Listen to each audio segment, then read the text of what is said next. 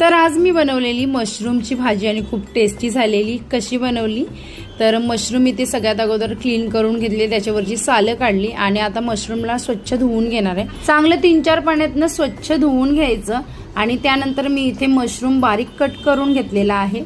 त्यानंतर पातीचा कांदा घेतलेला आहे, एक जोडी ती सुद्धा कट करून घेतले. त्यानंतर शिमला मिरची आणि ठेचलाई लसूण त्याला सुद्धा कट करून घेतले आणि एक मोठा कांदा कट करून घेतला. अद्रक लसूण पेस्ट, त्यानंतर मसाले घेतले, तिथे मिक्सअप घेतलाय, काळा मिरी पावडर आणि कुटलेली लाल मिरची घेतलेली आहे. त्याचबरोबर बटर आणि तेल आपल्याला लागणार आहे आणि अजून काय लागणार आहे ते सांगते पुढे.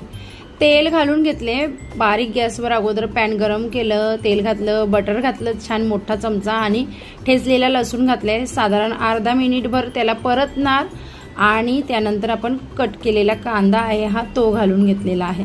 कांदा सुद्धा साधारण 1 मिनिट परतायचा आणि अद्रक लसूण पेस्ट मी 1 चमचा घातलेला आहे, ती सुद्धा अर्धा मिनिट परतली का आपण शिमला मिरची कट केलेली ती घालून घ्यायची.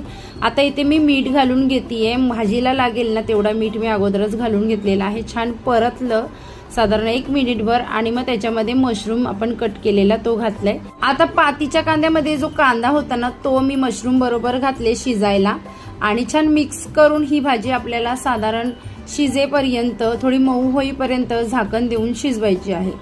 साधारण भाजी मऊ झाली, छान वाफ आली तिला का आपण त्याच्यामध्ये मसाले घालणार आहोत. इथे मिक्स हर्ब, चिली फ्लेक्स आणि ब्लॅक पेपर पावडर आपण घालून घेतलेला आहे. आणि हे क्वांटिटी आहे ना मसाल्याची ही आपल्या आवडीप्रमाणे, कारण का हे सगळं तिखट असतं त्यामुळे कमी जास्त आपण करू शकतो. उरलेली पातीचा कांदा जो होता तो सुद्धा घातलाय, छान मिक्स करणार. भाजी आपली शिजलेली आहे, आता फक्त मसाले शिजवायचे साधारण 2-3 मिनिटं. छान वाफ आली, आपली भाजी तयार आहे, खूप टेस्टी होते. नेहमीच ही भाजी मी वेगवेगळ्या पद्धतीने बनवते, आज शिमला मिरची घालून बनवली. ह्या भाजीला बटर गार्लिक मशरूम बोलतात आणि खूप टेस्टी झालेली. भाजी कशी झालेली हे बघायला श्रियाला आलेला आणि आपण भेटूया छान नेक्स्ट ब्लॉगमध्ये. आता बाय. ही भाजी मी ना रात्याची भाकरीत बनवलेली, त्याच्याबरोबर खाली आणि पापड, कुरडया किंवा चकल्या आम्ही बोलतो. चला.